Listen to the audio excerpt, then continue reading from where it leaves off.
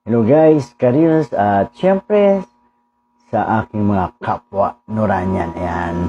Alam niyo po, isa ako sa moderator ng isang group page. Ito ay yung Bakas ng Lumipas Part 2. No? Tapos nga po, itong araw na to, may nag-post na to. No?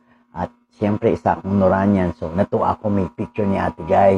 Siguro mga nag-umpisa pa lang siya dito. Tapos, meron pong nag-comment. Siyempre, marami nag-comment na mga Noranyan. Ayan, siyempre, puro positive ang comment dahil mga Noranyan. At siyempre, meron din namang hindi Noranyan. At ito po ang comment niya. Mga guys, may nag-comment, no? Ayan, no? Ang pangit pa rin. Tapos, may sinabi niya rin na ang mga fans ni Ate Guy ay puro mga chimay, mga atchay. Totoo naman talaga yun eh. Alam niyo kung bakit? Kung bakit karamihan ng mga fans ni Ate Guy ay mga mahihirap o yung mga nasa masa.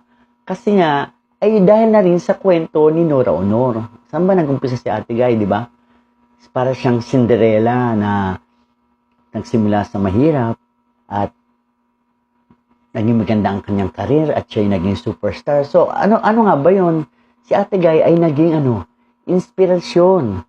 Siya po ay naging inspirasyon na mga katulad namin, naming mga mahihirap. Ayan, pumalpak na yung aking mic. Ayan, balik siya yung naging inspirasyon namin. No? Kaya talagang siya ay inspirasyon ng masa. Pero hindi porkit mas maraming mahihirap na humahanga kay Ate Guy, ay marami na namang mga sa alta sosyedad o yung mga mayayaman na humanga sa galing ni Nora bilang mga awit at lalong-lalo na nung siya ay umarte na. Diba? Sa umpisa pa nga lang, diba? Sino mga kasama ni Nora Honor? Diba mga laurel? Ano ba ang mga laurel? Sige nga, diba mga elitista yan, mga alta sa syudad yan. Sila Kokoy Laurel, ang tatay niya si Doy Laurel, senador, naging vice president. Diba? So, at sino ba ang nagsimula kay Sinora, di ba? Yung Tower Production, mga Marquez, tapos Vera Perez, Sampaguita. Puro mga mayayaman din ang mga nakakasama ni Ate Guy. So, humanga ang mga mayayaman. O sige, ano na tayo, no? Fast forward tayo.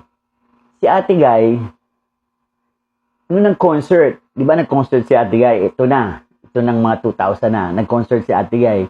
Saan ginanap, di ba? Saan ginawa?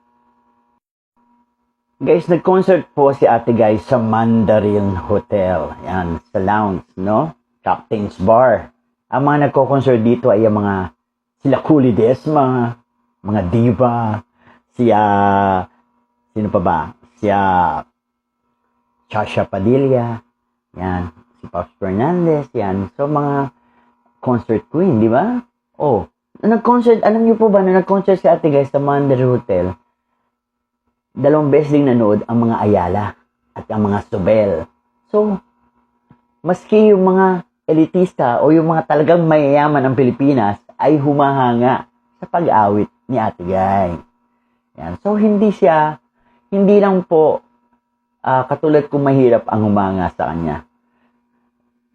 Meron din pong mga mayayaman. At marami akong kilalang professional, no? Professional doctor, professional accountant.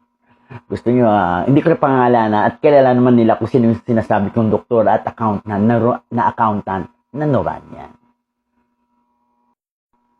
At pagdating naman sa mga parangal, sa Ate Guy maraming parangal na nanggaling sa mga mayayamang universidad, no? Si Ate Guy pinangalan na may parangal siya galing sa Ateneo University, may galing sa University of Santo Tomas, may galing sa LaSalle, at may galing din sa University of the Philippines. So, hindi po mga chimay, o pag sinabi mong chimay, walang pinag-aralan. Si Ate Guy po ay pinangalan ng mga akademiya, ng mga sikat at ang mga nakapag-aaral lamang ay mga mayayaman o may kaya. Yan. So, hindi po chimay lang. Yun, ibig sabihin ba kapag ang role ng isang artista, halimbawa yung idol mo, ang laging role kabit, ang laging role hostess, Ibig ba sabihin nun, ang fans niya puro hostess at mga kabit? Ganun ba yun? Ano namang rason, ano namang pag-iisip po yun, di ba? Kasi nga, si Ate Guy, mahusay umarte. Kahit superstar siya, kayang-kaya niya umarting mahirap, kayang-kaya niyang umarte nga. Kasi nga, doon siya nanggaling eh. Kaya nga siya yung naging inspirasyon ng mga mahihirap na katulad namin. Yung iba nga nasa Amerika na, yung mga mahihirap na yan. Iba dyan, mga nasa Amerika na, nasa ibang bansa na. Naging inspirasyon na si Ate Guy. At sa pagiging national artist naman, si Ate Guy ay hinirang ng mga professional. Ng mga professional nanggaling. Sila po yung mga nagtatrabaho sa Cultural Center of the Philippines at ang National Commission for the Culture and Arts. So, ibig sabihin na mga intellectual na tao yan. At hinirang na national artist si Ate Guy. So, yung sinasabi po nyo na ang mga fans ni Ate Guy ay puro chimay, hindi po totoo yan. Maraming professional, mga intellectual at matagilin. Maraming Noranyan dito pag mga vlogger. Kapag nag-English, hindi ko naintindihan eh. Na nosebleed ako. Pero yung sa kabila, wala naman ako nakikitang ganun. O sige po Yan po ay ginagawa ko para ipagtanggol. Pagtanggol ko si Ate Guy dahil isa akong masugid na kanyang taga. Dahil mahal na mahal ko si Ate Guy. Ayokong siya ay nilalait ng ibang tao. Hindi perfecto si Ate Guy. Tao din naman siya. Pero siya ang pinakamagaling na aktres sa kasaysayan ng pelikulang Pilipino. At the brightest star until now. Maraming salamat po. I love you, Ate Guy. I love you, Noronyan. Bye-bye.